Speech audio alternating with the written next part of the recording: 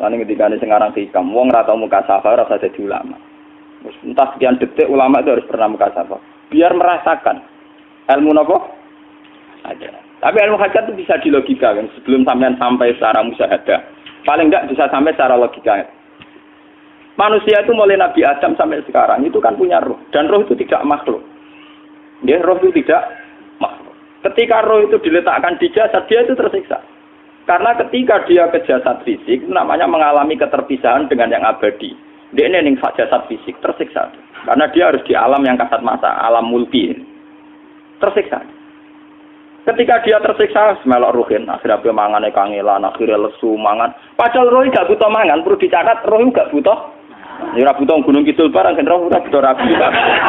Paham kan? Ya ora butuh putus cinta, ora butuh pegatan, ora butuh macam-macam. Paham? Tapi karena dia nemplek jasad sing butuh mangan, butuh rabi, butuh wedoan macam-macam. Akhirnya roh tersiksa. Suatu saat kalau roh ini dalam bahasa manusia mati, ini dalam bahasa manusia mati. Ini hakikatnya roh itu tidak mati, dia kembali ke habitatnya. Ini disebut innalillah. Kita ini dari awal ya dengan Allah. Wa inna ilaihi juga kemudian nanti kita pasti kembali ke Allah. Dan itu diyakini betul oleh orang wahdatul wujud. Jadi kalau roh mati itu ya tidak ada mati. Roh sekarang itu kembali karena sudah lama mengalami keterpisahan mergo melok fisik-fisik dak ono kerja dasinan, ono nggo proposal ruwet to roh ku melok. Paham itu? Kita di roh ku napa melok roh. Lah roh ya tersiksa aku ora butuh mangan, ya ora butuh proposal bocah ngalor. Itu tersiksa.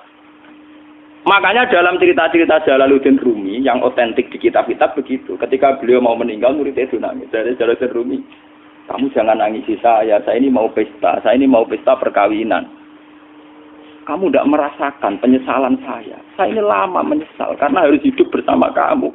Terus saya ini tersiksa karena ngalami alam yang rusak, yang fana. Alam yang fana. Harusnya roh saya itu di alam abadi, bukan di sini. Maka jangan tangisi kematian saya. Kematian saya adalah kembalinya roh ke habitatnya. Semenjak itu kematian dianggap malam perkawinan. Karena roh kembali. Ciri utama ilmu pamungkas itu dikakno nek wong ape mati ora dienggo pidato, paham gitu. Lha ben sampean ngerti ini asli riwayat lho. Akhirnya Mu'ad mau kapundhut itu diceritakno hadis iku. Taat tuman mergo wedi dosa kitmanul. Sehingga mulai angkatan sahabat tabi'in ini kira ceritakno hadis iki ngenteni meh mati, paham ya? Ora go modal pidato. Saiki mboten enten etika ngoten mboten. Sing pidato ya mergo ora paham. Aku yakin sing pidato ora tau maca hadis iki lengkap. Mung dene dhewe ya ngutip. Sing rungokno ya tambah ora paham. Wis ora paham seneng mergo mlebu swargamu murah, cocok gak paham ya. Jadi ku asal usule nih. Tapi teks asli tentang jaminan mangkola la ilaha illallah dakhalal jannah itu ngalami kayak begini. Ngalami dialog ilmiah, ngalami pertimbangan sebab akibat. Dan akan bahaya kalau manusia meyakini la ilaha illallah kemudian langsung dakhalal jannah. Makanya Nabi disomasi Umar, fakal lihim ya'malun. Jangan begitu ya Rasulullah. Manusia biar saja. Tidak usah ngendikani begitu, mari enak-enakan. Tidak usah ngamal, mergo mentang-mentang wis sekolah la ilaha illallah. Ya, itu dari segi riwayat. Akhirnya dari Nabi sampai tabi'in sampai kita, riwayat itu sampai kita itu nunggu inda wautihi. Yaitu kalau sudah mau mati, baru diriwayatkan ke muridnya, ke anaknya. Begitu terus. Sampai zaman Edan ini juga modal bidah. Mulane kadang iki bener riwayat zaman akhiru kasirun kutoba qalilun ulama. Sing tukang pidato akeh ulamae mesti tidak. Artinya apa? Agama yang sampai ke masyarakat itu kan yang versi mubalek. Karena rata-rata ulama ora iso pidato, mergo ora lucu. Sing pidatone lucu laris tapi cara menyebarkan agama bener ora tau sinau. Lah dina mlepuk ping 3 le sinau kapan? Paham? Dino kok pidato ping iku lek mutolaah aku kapan? Gua boten nate pengajian teko. Mbok tampa kula ngundang pengajian itu boten nate. Omong terkenal. Boten nate. Tapi rata-rata sing diundang balik rata-rata nate ngaji kula mesti kula nuwun tenan. Ampun tenan. Nggih itu juga kula nggih sing khas ulama ben ulama. Ulama wis mulang ngaten iki ora usah pidato. Sing ngundang dosa. Paham? Ngundang dosa. Kula sering diundang tiyang tak omongi, kowe ojo gambar ulama-ulama kon pidato. Tapi ini gugus kersane wonten ulama sing pidato. Dosa. Ora niat ngaji ngene, gak gelem ya wis. Ulama gambar. Pidato ya ben pidato amun ngono. Tapi ya muga-muga tobat nak gawe ajaran salah. Jadi bahaya sekali. Makanya ini kembali itu tadi saya mengatakan dari segi riwayat ya. Asal usulnya hadis mangqala la ilaha illallah dakhala jannah. Ternyata Rasulullah itu disomasi Umar. Itu bahaya sekali ya Rasulullah kalau itu dimaklumatkan, dipublikasikan. Nyatanya Nabi nuruti faqallihim ya'malun. Begitu juga ketika era Mu'ad. Ketika Mu'ad minta supaya itu disebarluaskan oleh Nabi ya jangan. Sehingga Mu'ad meriwayatkan itu nunggu indah mautihi ta'atuman karena takut kitmanul ilmi meskipun gitu tetap diberitakan tapi nunggu dekati mati. Dan cara memberitakan Mu'ad murni karena takut menyimpan ilmu. Kalau disimpan Mu'ad kan bahaya, ilmu itu tidak sampai ke tabiin, tidak sampai ke kita kan. Andai kan saat itu Mu'ad tidak tapi kalau menceritakan secara berlebihan, secara arogansi, secara memanfaatkan, nanti juga menjadi Islam yang gento-gento, mergo mentang-mentang wis modal la ilaha illallah. Itu bahayanya kalau diceritakan secara ngawur, melahirkan Islam gento. Mentang-mentang mangko la ilaha illallah. Tapi kalau tidak ada menceritakan sama sekali, ilmu ini hilang. Sehingga kita baca dua riwayat ini sudah sempurna. Riwayatnya tetap kita sampaikan, tapi sempurna. Termasuk pertimbangan fakholihim ya'malu. Terus nomor 2, saya bicara dari segi syariat. Ini dari segi riwayat. Kita punya trauma, entah itu fiktif, entah nyata, entah apalah. Kita punya trauma kasus Siti Jenar. Orang yang mendalami la ilaha illallah secara intensif, ya, entah itu disebut kalimat sodo, bosuluk, boseloko, mbah kono semua.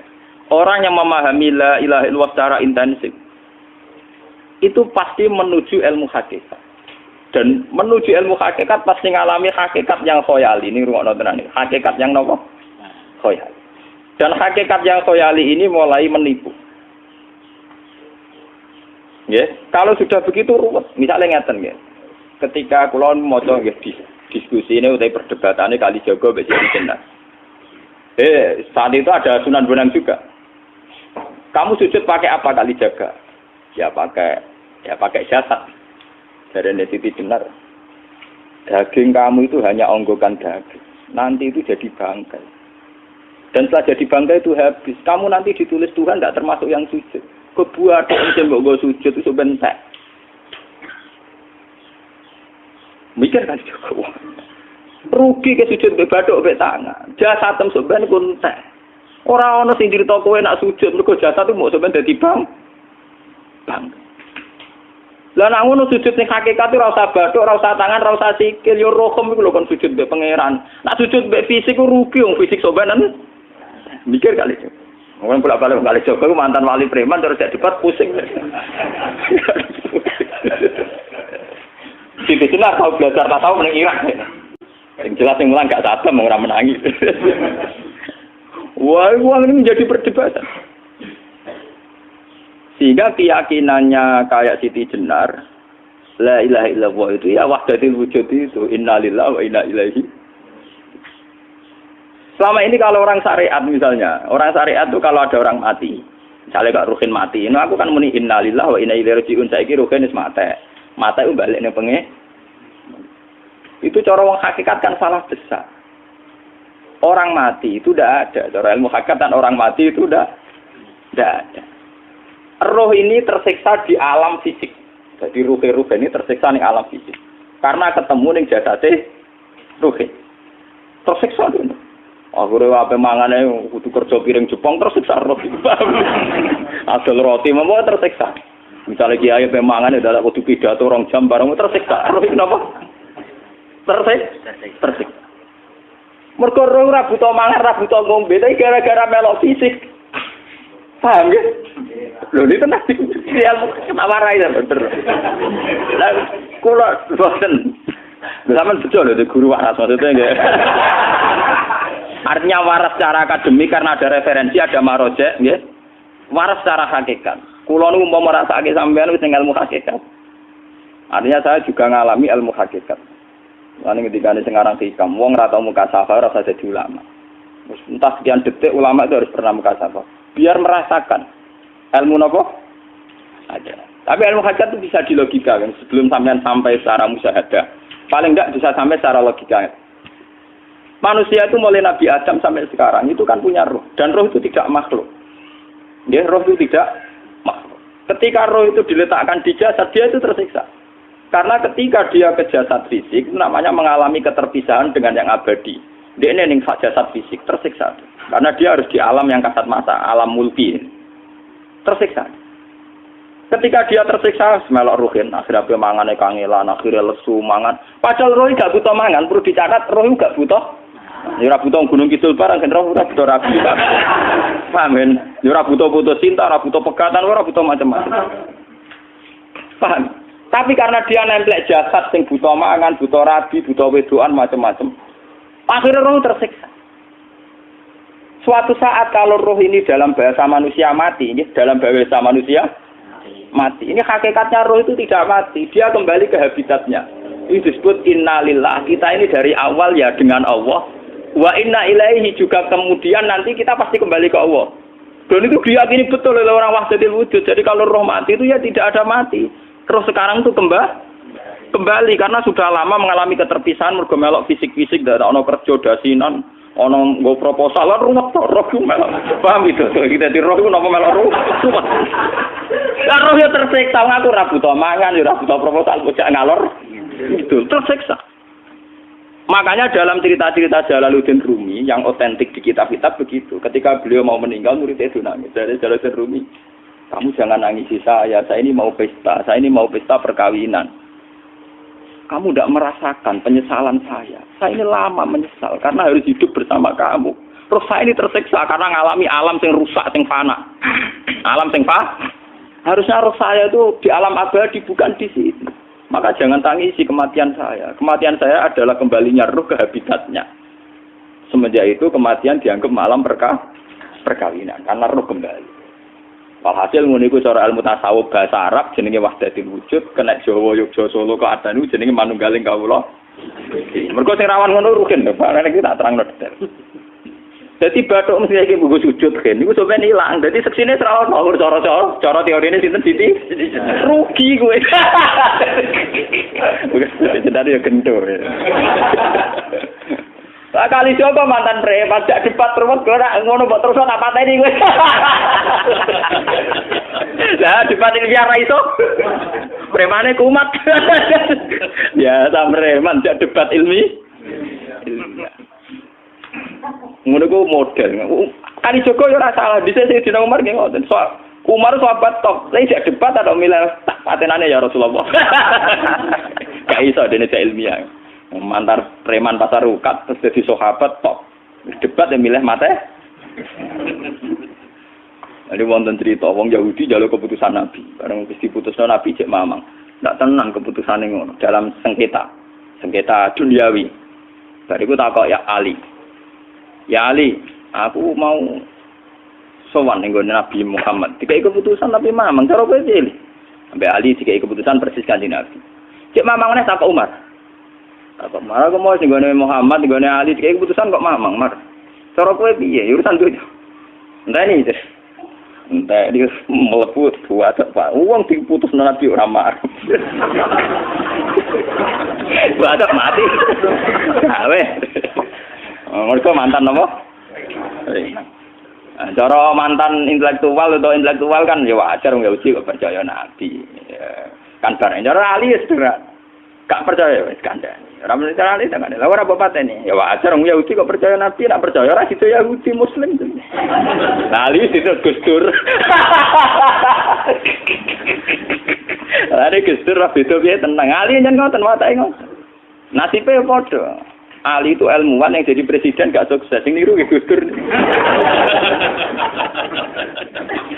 Mergo ning dinggo nek wong pinter mimpin ra sukses. Wong pinter gampang maklumi. Lah misalnya kita jadi kiai wong pinter. Kayak santri ini pacaran. Maksud itu jangan ada cawe itu. Wah ruwet. Terus malah dalil zinalina subuh syahwat minan. Piye pondok tanpa pelaturan. Paham ya? Ruwet dah.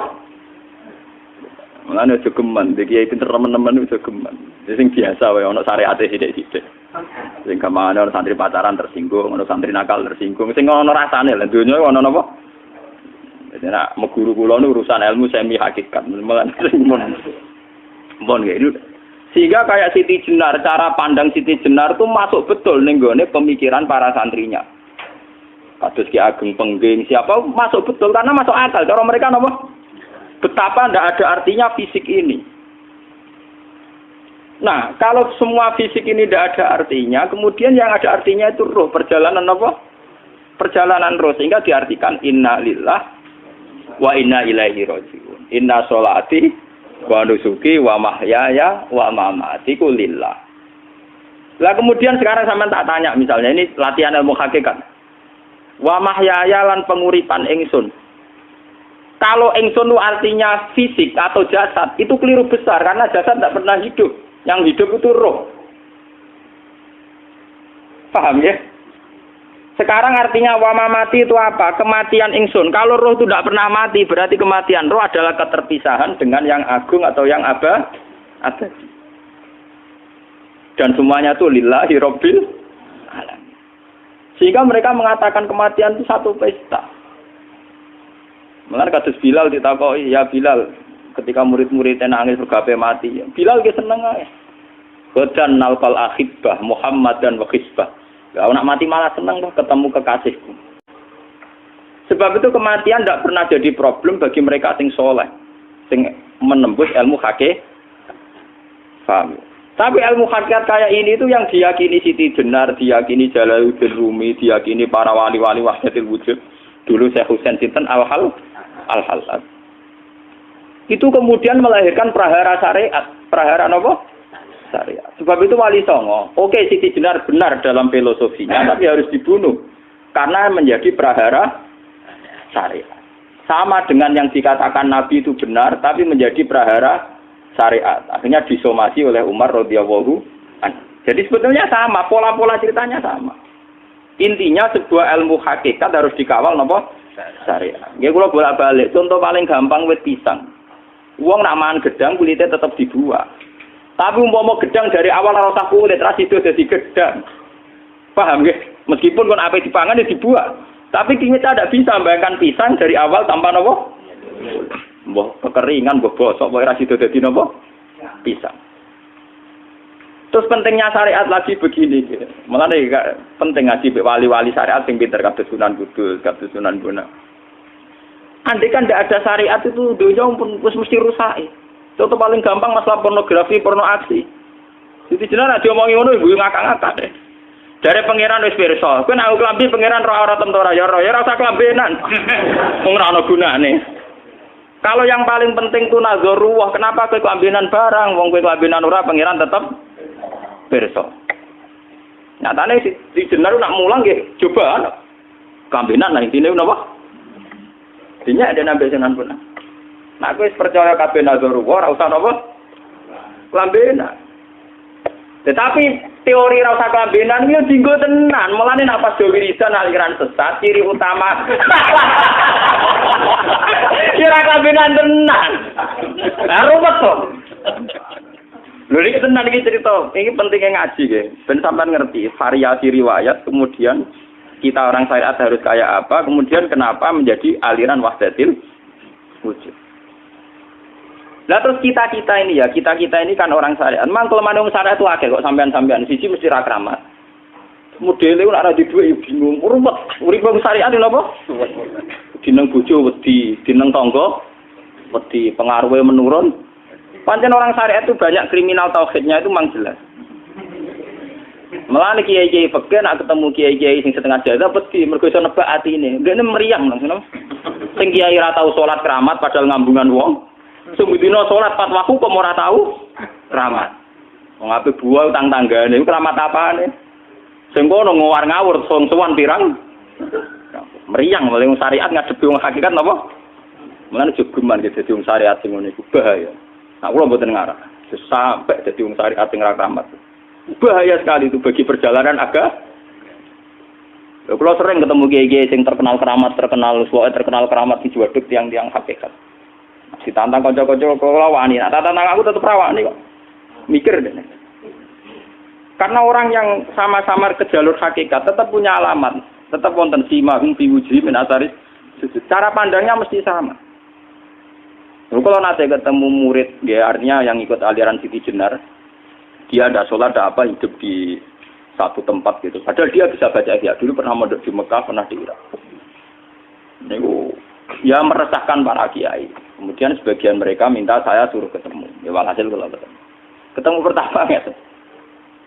Jenengan Gus Ba, tapi zaman roh jenengku teu pernah tak arani muka sapa. Nggih biasa mawon. Kula ora usah kenal jenengan nggih kenal. Dadi nggih kula nggih biasa mawon. Lah niku pernah ngajar-ajaran ning. Saya Gus ning donya tak enteni mau turu-turu ngenteni mati ngono Gus kok repot.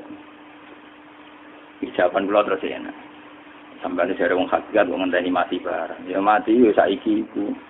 Ora usah ngenteni saiki padha-padha wis napa? Wis mati. Ya saiki wis padha-padha wis urip. Wis padha kabeh. Nah, cara ilmu hakikat itu kan terus sama semua. Napa? Sama semua. Tadi makanya itu tadi. Kalau baleni malih logika hakikat itu begitu ya. Roh itu ditiupkan oleh Tuhan ke kita. Kemudian roh karena ikut alam fisik, alam jasad, roh ngalami yang kita alami. Nggih. Ketika roh ngalami yang kita alami, dia tersiksa. Nah, ketika roh sudah terpisah dari jasad yang mengekang, yang memenjara ini, dia senang terus kembali ke Tuhan. Ini disebut innalillahi wa inna ilaihi. Lah jasad ini kemudian menurut ilmu hakikat enggak ada gunanya sama sekali total. Hilang di telan tanah.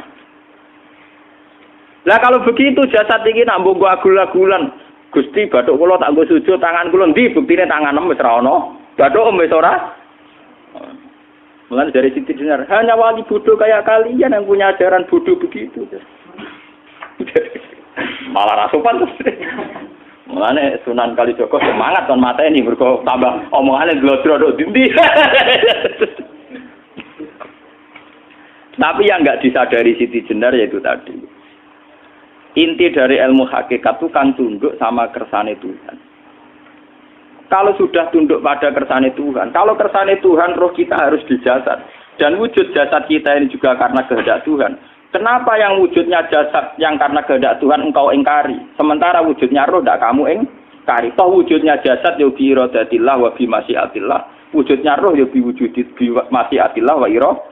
Harusnya fungsi jasad juga harus kamu akui toh Siti Jenar. Wong sekarang kita punya jasad ya bukan karena kita, karena kehendak Allah. Kenapa kamu ingkari? Berarti kamu ingkari kehendak meneng Siti Jenar.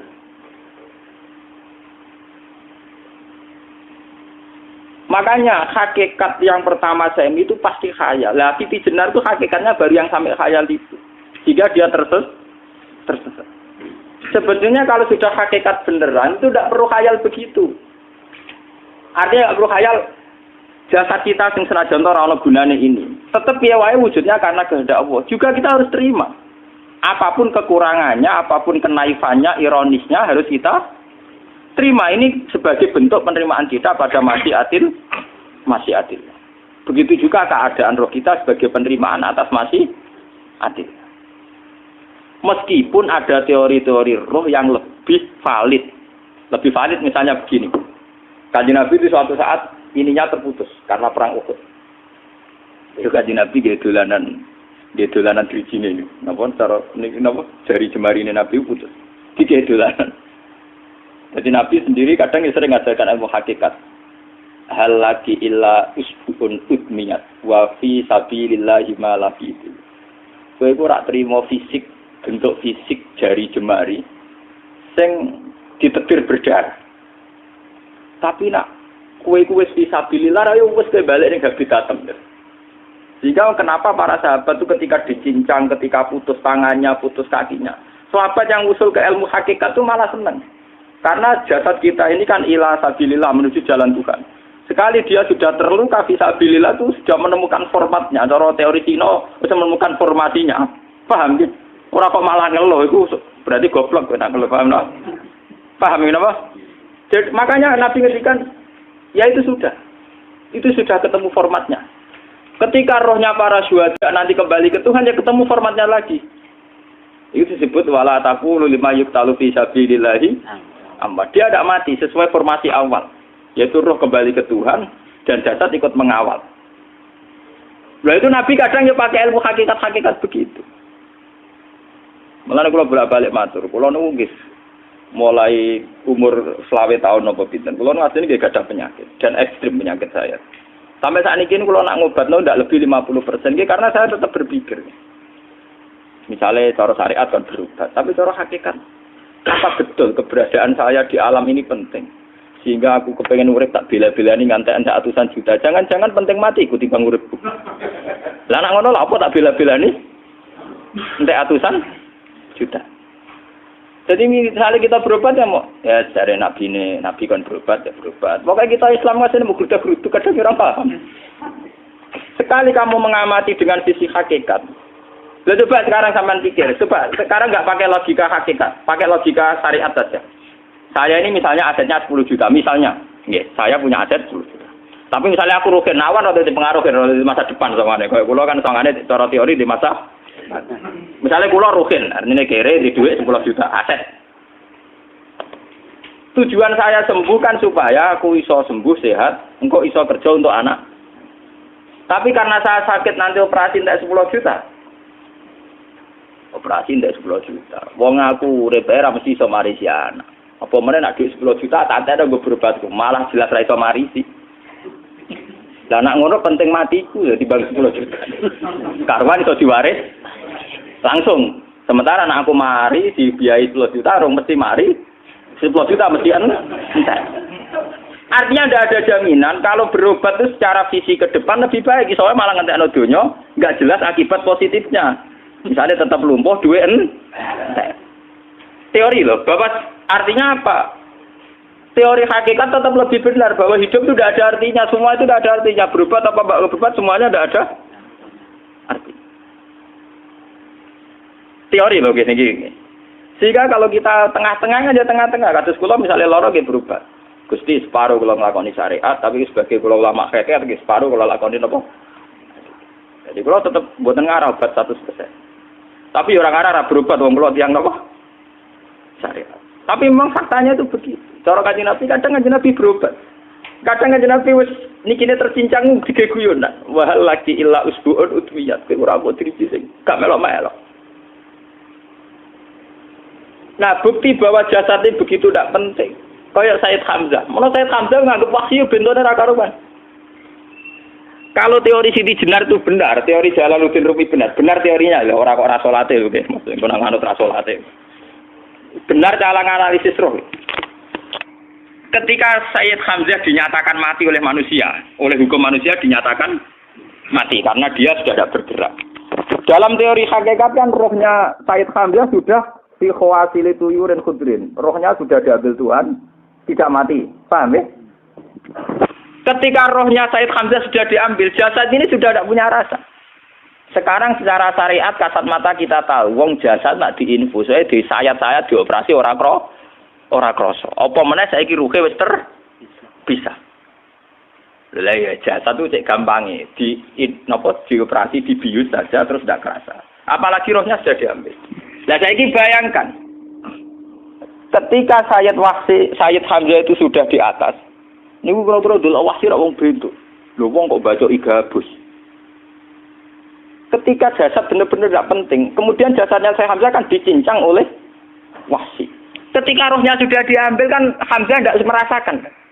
Berarti Sayyid Hamzah guyu-guyu wahsi. Wahsi cek bentuk nih, gabus dicincang. Paham ya? Loh ini tenang. Artinya ketika pandangan manusia iba kepada Sayyid Hamzah karena dicincang, dimutilasi oleh wahsi. Wahsi tidak mengalami Pak Sinten, Sayyid Hamzah tidak mengalami apa-apa karena rohnya sudah bersama Tuhan. Dan iso wae Sayyid Hamzah malah guyu-guyu wahsi. Cek goblok gabus kok cincang. Lah nak ngono rak mirip, makanya dalam hal ini itu dalam teori roh itu sebetulnya Siti Jenar tidak sesat dalam teori roh. Tapi jangan katakan itu penemuannya Siti Jenar. Siti Jenar itu terlambat. Sebelum itu ada Husain Al-Khallas, sebelum itu ada Jalaluddin Rumi, sebelum itu juga ada sahabat, ada nabi. Cuma cara aplikasinya Siti Jenar melenceng. Jadi jangan katakan kok tak kampus-kampus. Iku pendapat Siti Jenar itu malah goblok meneng. Siti Jenar itu sanut, paham? Nggih maksud apa? Wis anut. Nah, teori yang sama terjadi pada Yesus Kristus. Ketika Yesus misalnya secara lahir dicincang, dimutilasi, diapakan oleh orang Yahudi. Sebetulnya rohnya dia sudah bersama Tuhan, kembali ke Tuhan Bapa, nah cara Kristen.